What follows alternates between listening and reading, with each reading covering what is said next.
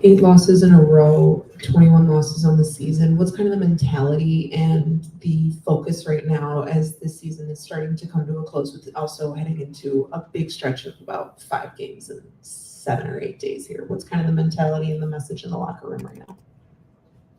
That we have to be better. I mean, all around. We have to be more locked in, more focused, execute the game plan much, much better.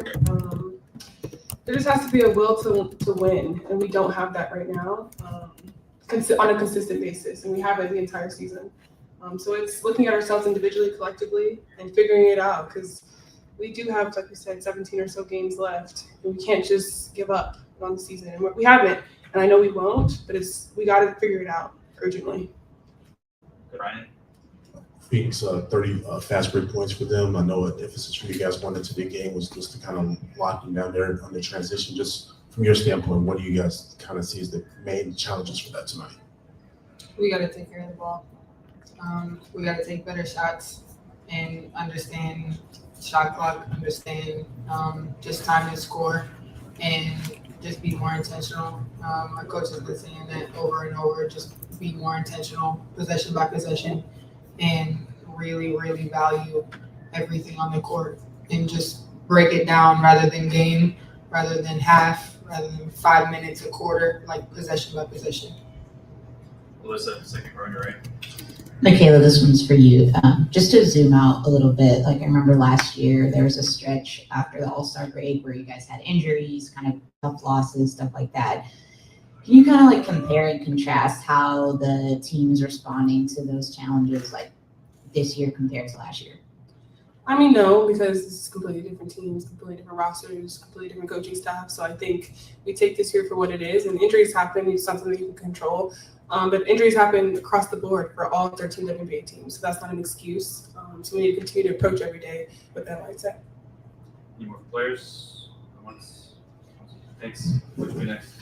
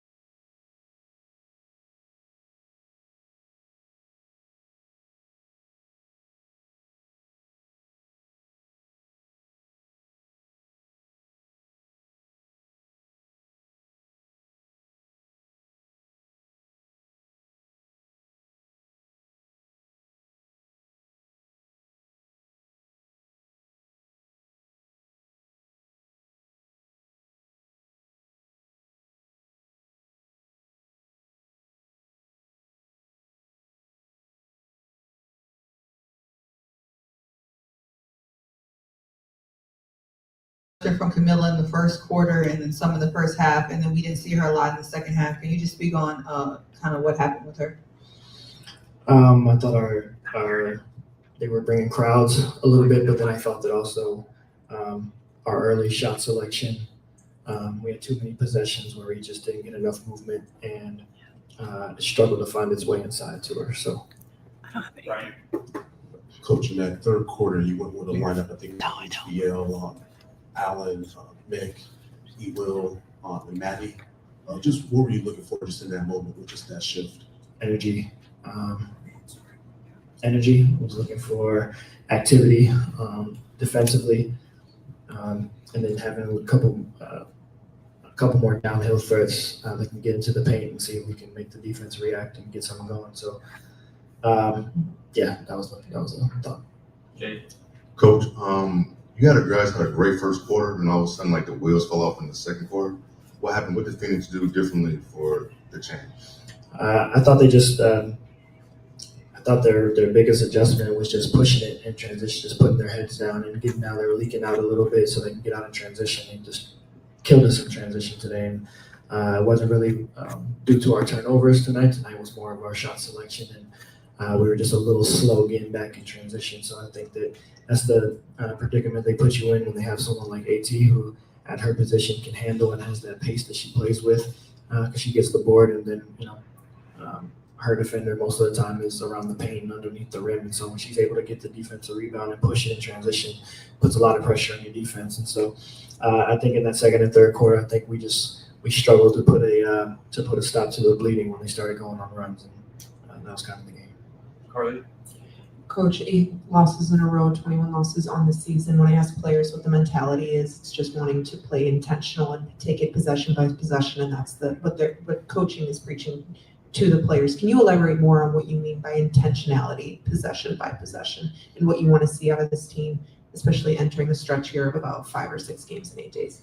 Yeah, it's attention to detail, but then it's also not letting one mistake lead to multiple mistakes. And so the intentionality is not letting a turnover or a bad shot affect our ability to get back in transition, or not letting our missed shots dictate what the next possession happens on the offensive standpoint. So we got to be better in that area. We've been decent at that over stretches of this season, but it showed its head at times too. So we got to be better in the moment of fighting through that adversity. Ricky's back over here, right? You got Haley back today. It's been sort of a tough rookie season for her with the ankle injury, but what have you seen behind the scenes that should give fans optimism for her long-term development? I think her work ethic is something that is widely known about Haley, and I think that drive and that passion is what fuels her to be able to bounce back from moments from adversity, from moments like this with her injury. And so she wants to be out there for her teammates. Her teammates are excited to have her back. She continues to put in the work each day, and so I think it's only been a tough season for her from an injury standpoint. I think she's the moments where she's been able to play, she's really grown and she's really learned, and I think that that's only going to add to her longevity in this league and how she bounces back in season 2. Melissa.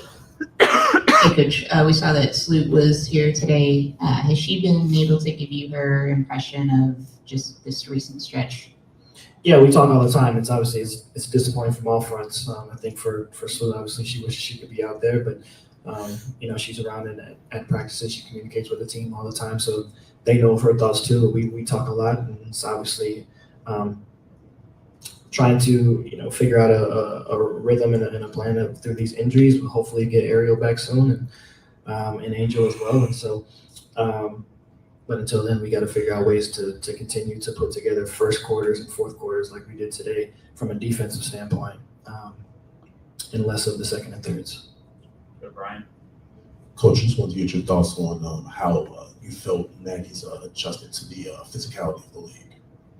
Really good. I think that sometimes obviously some of the tougher matchups against more of the vets at her position, but I think that when she's been able to go against other rookies or second, third year players that she has some familiarity with from playing against them in college or whatever, you kind of forget about that and going into a game. And then but the more minutes that she's had, the more opportunities that she's had, I think that she's grown more and more confident. And I think that her biggest adjustment coming into the league, and especially when you look at how preseason games went and how training camp went, it was just adjusting more to the pace of it. And so her position is a tough one. I think the best players in the league are at that spot at the 4. And so, we've experimented at times playing her at the 3.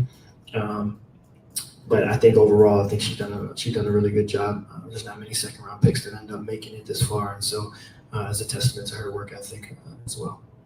And Hey, Coach. When the players were in here, they mentioned that they're struggling with finding the will to win on a consistent basis. As a coach and someone who's been around basketball for a long time, how do you find ways to combat that, especially if it's something to do with the players' mentality and, they just kind of seem like they're defeated? So how do you get them to find the will to win?